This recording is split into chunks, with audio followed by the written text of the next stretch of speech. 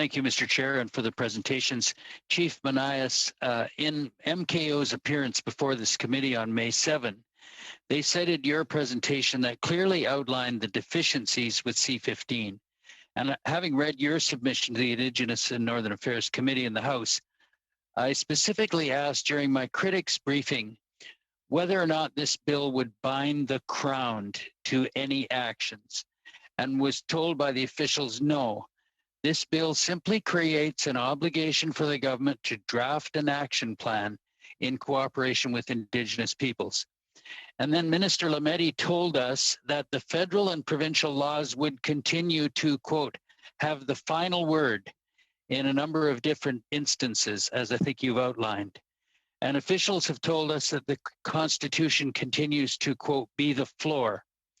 So I'd like to ask you, do you accept and agree with those statements from the minister and his officials?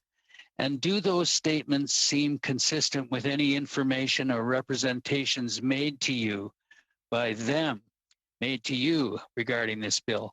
Thank you.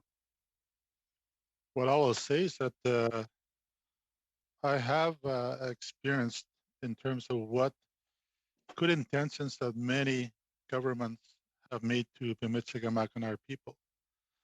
I do not take anything at face value anymore in terms of what is being promised or what is being asked of to us.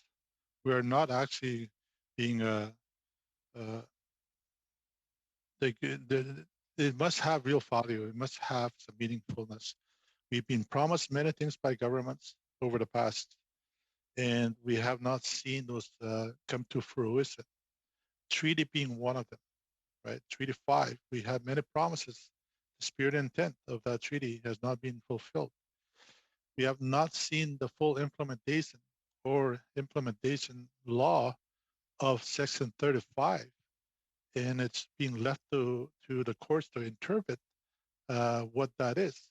So for us, I think without any meaningful implementation or changes and amendments to this bill, it's not good enough. You must have these things in there that every act and regulation, any decision made by any level of government must be interpreted and administered as protecting the Aboriginal treaty rights of the Indigenous people of Canada.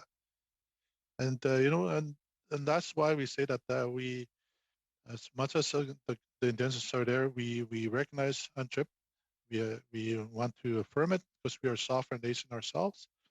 And if Canada is going to be doing some kind of implementation of this UNTRIP to govern their behavior and the words that they choose to how to deal with First Nations, and then I would say that we must make amendments to these things before I would take anybody's word for it. I need to see it in law. Thanks very much. Thank you, Chief.